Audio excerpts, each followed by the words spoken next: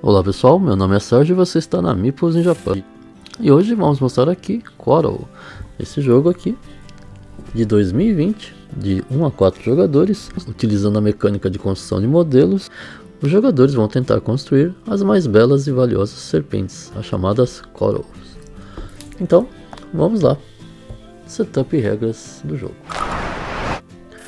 Então, começando o setup do jogo, vamos colocar aqui o tabuleiro de estoque no meio da mesa. Cada jogador escolhe uma cor e pega o seu tabuleiro de jogador.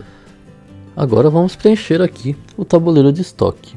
Nós vamos pegar os 3 sacos que vem no jogo e vamos começar aqui com as peças de cabeça. Nós vamos pegar aqui 2 peças aleatoriamente, sem olhar, e vamos colocar aqui nesse espaço. Agora vamos pegar o saco com as peças de cauda e vamos também colocar 2 peças, um em cada espaço do tabuleiro. Finalmente vamos pegar o saco com as peças de corpo. Nós vamos colocar 2 peças em cada um desses espaços, comprando aleatoriamente aqui do saco, e vamos preencher todos os espaços do tabuleiro. Após completarmos aqui todo o tabuleiro, os jogadores escolhem um jogador inicial e ele recebe aqui o marcador de primeiro jogador. Agora vamos pegar as cartas de templo. São essas cartas que tem esse fundo aqui. Essas cartas, elas possuem esse verso. Os jogadores então vão embaralhar bem o deck e entregar uma carta para cada jogador. O restante do deck vai ser dividido em 2 pilhas mais ou menos iguais. Os 2 montes serão colocados virados para cima, perto do tabuleiro. Os jogadores então vão pegar as cartas de profecia, que são essas cartas aqui, que tem esse fundo, embaralhar bem o deck. Então eles vão revelar 6 cartas desse deck.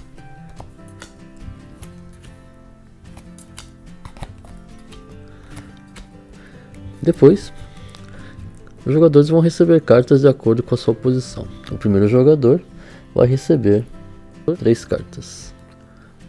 O segundo jogador recebe 4 cartas. O terceiro 5 cartas. E caso haja um quarto jogador, ele vai receber 6 cartas. O restante do baralho é colocado próximo aqui às cartas reveladas. Cada jogador agora vai pegar as cartas recebidas e escolher até 3 cartas para ficar na sua mão. E as restantes são descartadas. Todas as cartas recebidas, tanto a de profecia quanto as cartas de templo, são mantidas em segredo dos outros jogadores. Os jogadores não devem mostrar suas cartas para os outros jogadores. Cada jogador também possui 3 fichas de sacrifício na sua cor.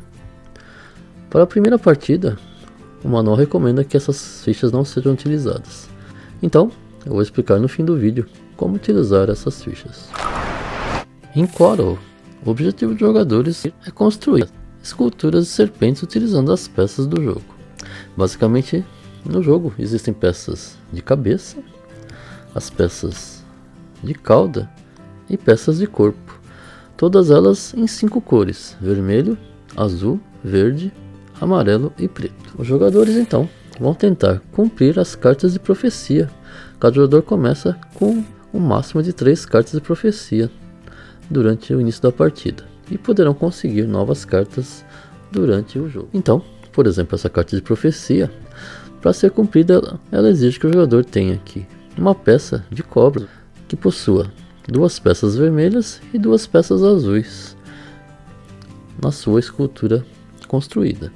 O jogador pode utilizar peças de cabeça, de cauda ou a mesma de corpo. Qualquer uma delas serve para essa formação.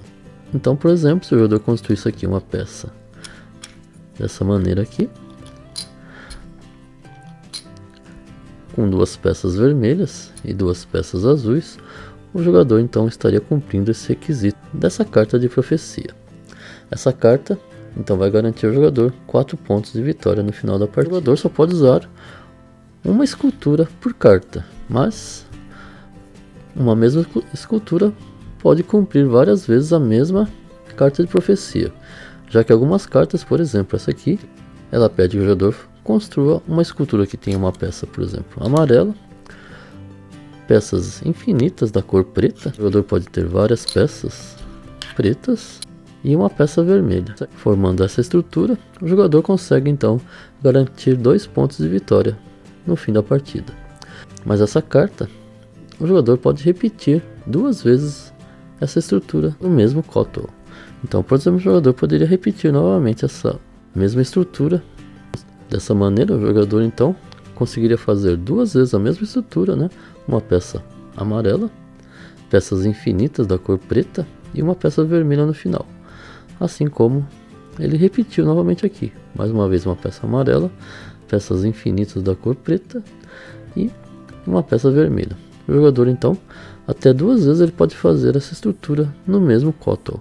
Isso então garantiria ao jogador 6 pontos de vitória no final da partida. Já as cartas de tempo funcionam um pouco diferente. O jogador, ao construir o seu Kotal, se o jogador cumprir os requisitos dessa carta de tempo, ele pode conseguir de 3 a 7 pontos. O jogador, para conseguir 7 pontos, ele tem que cumprir os 2 requisitos da carta de tempo. Por exemplo, nesse caso aqui, a carta de tempo, ela exige que a sua escultura não tenha nenhuma peça vermelha e que as peças azuis e verdes sejam na mesma quantidade. Vamos imaginar que o jogador construiu essa estrutura aqui de serpente. O jogador ele conseguiu colocar 2 peças azuis e 2 peças verdes. Ele cumpriu esse requisito e garantiu então 3 pontos. Mas ele não conseguiu o segundo requisito, que era não ter peças vermelhas. Então ele não conseguiu completar os 2 requisitos. Ele marcaria então apenas 3 pontos. Se essa Kotal não tivesse nenhuma peça vermelha, peças de outra cor, podia ser preta, amarela ou qualquer outra, o jogador então conseguiria fazer aqui os 2 requisitos e então marcaria 7 pontos. Então as cartas de templo, elas possuem sempre 2 requisitos e o jogador tem que cumprir pelo menos um para poder então ganhar 3 pontos. E caso ele consiga os 2 requisitos, ele marcaria 7 pontos. Existem, além da carta do jogador, cada jogador possui uma carta de templo, existem as 2 cartas que ficam abertas. Essas cartas também podem ser cumpridas pelos jogadores, são cartas que são compartilhadas. Qualquer jogador pode cumprir essas cartas. Por exemplo, essa carta aqui exige que o Kotal construído tenha exatamente 10 peças, mas não possua nenhuma peça azul. Se o jogador conseguir um dos 2 ou os 2 requisitos, o jogador então recebe essa carta de tempo. Kotal é jogado em várias rodadas. Os jogadores fazem o seu turno, onde poderão realizar uma das 3 ações existentes. A primeira ação seria pegar peças. O jogador pode escolher aqui pegar uma cabeça, uma cauda ou então 2 peças de corpo do tabuleiro de estoque. Se o jogador escolher pegar as peças de corpo, ele tem que pegar as 2 peças que estão juntas e colocar aqui uma em cada espaço do seu tabuleiro. O tabuleiro do jogador possui espaço para 8 peças, então o jogador não pode ter mais que 8 peças no final do seu turno.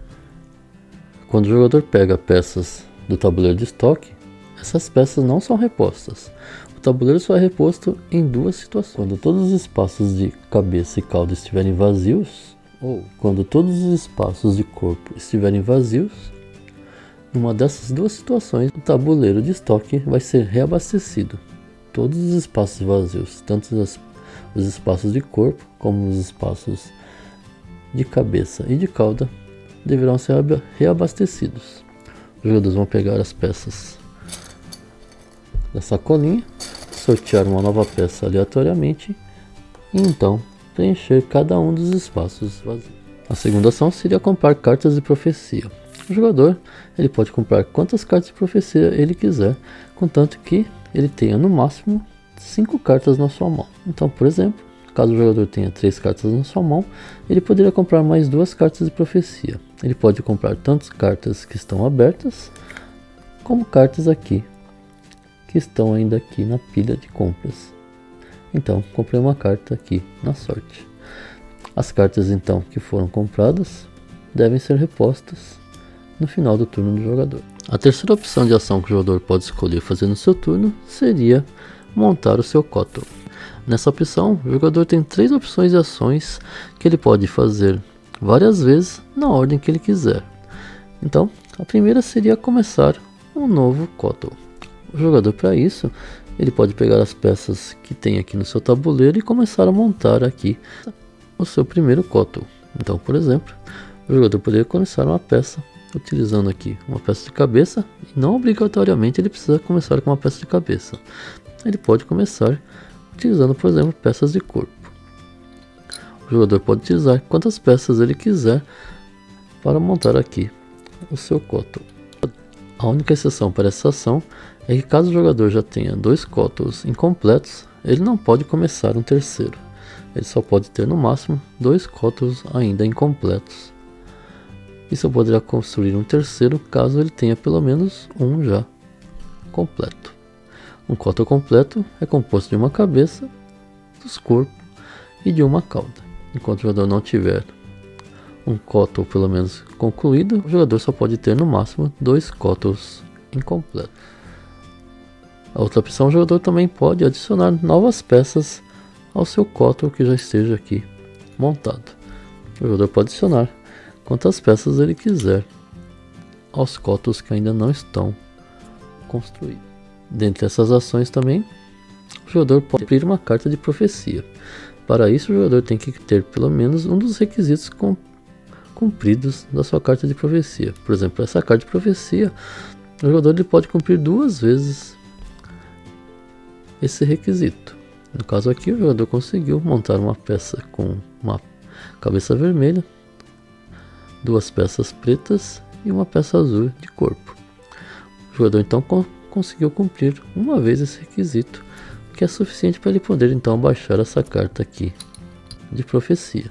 O jogador pode, durante o seu turno depois, colocar mais peças no seu KOTOR, que ainda não está completo, para tentar satisfazer aqui até 2 vezes, né, os requisitos dessa carta e aumentar aqui a quantidade de pontos que ele vai receber no fim da partida. O jogador deve cumprir pelo menos uma carta de profecia e um máximo de 4 cartas de profecia para cada um dos seus KOTORs.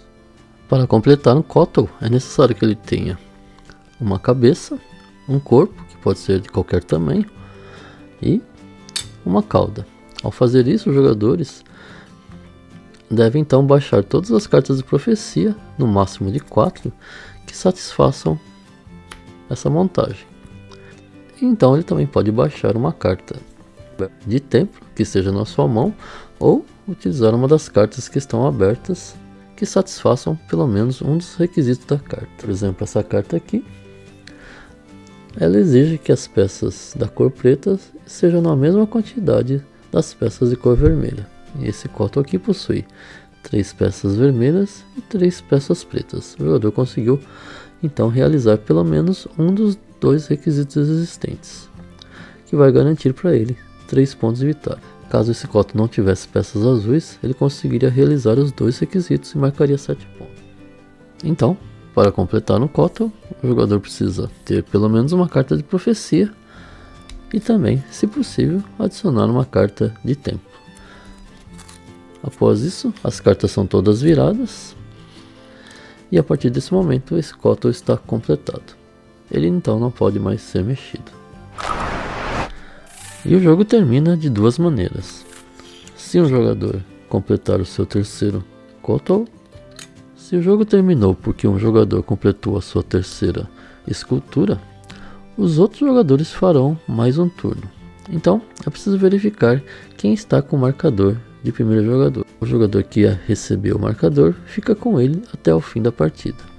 Então, por exemplo, numa partida de 3 jogadores, se por exemplo o jogador número 2 ele completou a sua terceira escultura e declarou o final da partida, os outros jogadores farão mais um turno.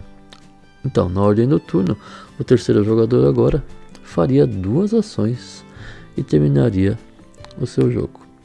Então, o primeiro jogador faria apenas mais uma ação e também terminaria a sua partida. O jogador número 2, que completou o terceiro KOTOR, não faz mais nenhuma ação. A outra maneira de terminar a partida é se todas as peças de corpo do tabuleiro e também da sacola terminarem. Os jogadores então terminam a rodada atual e fazem mais uma rodada final. A pontuação do jogo é feita da seguinte maneira. Primeiro, vamos pegar o tabuleiro aqui de estoque e virar para o outro lado. Esse outro lado aqui você vai poder utilizar para fazer a marcação de pontuação do jogo. Cada jogador pega uma pecinha de corpo da sua cor, que não esteja sendo utilizada, para marcar a sua pontuação. Na pontuação, apenas as peças que estiverem completas serão pontuadas. As peças que estão incompletas, elas não são pontuadas. Então, vamos dar aqui um exemplo da pontuação.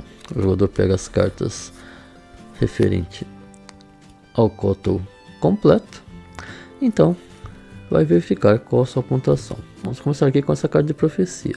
Ela diz que o jogador precisa ter peças pretas na sua serpente. E o jogador aqui tem 3 peças pretas. Ele marcaria então aqui 2 pontos. O jogador pega o seu marcador e coloca aqui no número 2. Essa outra carta, o jogador precisa ter uma peça vermelha, peças infinitas da cor preta e uma peça azul. E ele tem aqui 2 vezes ele conseguiu fazer essa combinação. Então, é o máximo de vezes que ele pode pontuar nessa carta. Ele conseguiu então mais 6 pontos. Ele adiciona aqui na sua pontuação. Já essa outra carta, o requisito é ter 2 peças pretas que não sejam seguidas por outras peças pretas dos 2 lados. Então, por exemplo, aqui ele tem aqui 2 peças pretas e tem uma peça vermelha e uma azul de cada lado.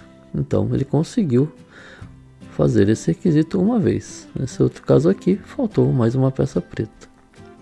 Então, ele conseguiu aqui 2 pontos. E finalmente a carta de tempo que ele utilizou. O primeiro requisito seria não ter peças azuis. Infelizmente essa peça de serpente tem peças azuis. Então ele não conseguiu esse requisito. Mas ele conseguiu o segundo requisito, que era ter peças pretas e vermelhas na mesma quantidade. Essa serpente tem 3 peças vermelhas e 3 peças pretas. Ele conseguiu então aqui pelo menos um dos requisitos. Então ele marcou mais 3 pontos. Se ele tivesse conseguido os 2 requisitos, ele marcaria 7. Então, assim funciona a pontuação de cada Kotal completo. Os jogadores verificam toda a sua pontuação. Caso algum jogador passe dos 50 pontos, o jogador pega das suas fichas de sacrifício e vira aqui para o lado 50 e coloca aqui no tabuleiro, indicando que ele já deu uma volta no tabuleiro de pontuação. E começa novamente a pontuação do número 1. Ao final da pontuação, o jogador que tiver mais pontos é o vencedor. Caso haja empate, os jogadores verificam quem tem mais cartas de profecia e cartas de templo que foram utilizadas na pontuação. Caso persista o empate, os jogadores então verificam quem tem o Kotal mais valioso, aquele que fez mais pontos, somando as cartas de profecia e as cartas de tempo. Agora vamos falar sobre as fichas de sacrifício. Cada jogador possui 3 fichas de sacrifício. O manual sugere que nas primeiras partidas o jogador não utilize essas fichas, mas vamos explicar como elas funcionam durante a partida. O jogador, na sua vez, poderá, ao invés de fazer uma das suas ações normais, poderá utilizar uma das fichas descartando elas. Existem 3 fichas diferentes, vamos explicar como funciona cada uma delas. A primeira ficha é a ficha de escolha perfeita. O jogador descarta essa ficha, e então ele poderá comprar uma peça de cabeça, ou uma peça de cauda, ou 2 peças de corpo diretamente da sacola. O jogador escolhe uma peça, a sua escolha, e então coloca essa peça no seu tabuleiro. Feito isso, o jogador então vai preencher todos os espaços vazios no tabuleiro de estoque. A segunda ficha é a ficha Visão do Futuro. O jogador descarta essa ficha, então ele vai poder pegar todas essas cartas de profecia, descartar todas elas, e o jogador então compra novas 6 cartas. Depois, o jogador ele pode descartar a quantidade de cartas que ele quiser da sua mão e fazer a ação de comprar cartas de profecia, comprando a quantidade de cartas que ele quiser, contanto que não passe de 5 cartas na sua mão. E finalmente, a ficha de promessa de sacerdote. O jogador descarta essa ficha, ele pode pegar qualquer uma das 2 cartas de tempo que estão abertas na mesa e adicionar essa carta à sua mão. Então, esse aqui foi o Kotal, um jogo de nome difícil, né, de pronunciar até. Um jogo que você tem que saber gerenciar bem as suas ações, né? Se é melhor talvez comprar peças ou então comprar novas cartas. O jogo é muito bonito na mesa, as regras não são difíceis. Ele também tem um modo solo, né? Mas eu acredito que, pelo menos até agora, eu não joguei ainda o modo solo, mas as partidas com mais jogadores foram bem divertidas e acredito que o modo solo seja bom para você conhecer o jogo e tal, mas realmente o interessante seria jogar com mais pessoas. De qualquer maneira, é um jogo que realmente fica muito bonito, não tem regras complicadas, né? Você consegue jogar aí, joguei com crianças também. O jogo não tem texto, os ícones são poucos e não são difíceis de decorar, então é um jogo que fica bem fácil para jogar com qualquer tipo de jogador. Espero que vocês tenham curtido. Fica aquele abraço, uma boa jogatina para todos e até semana que vem.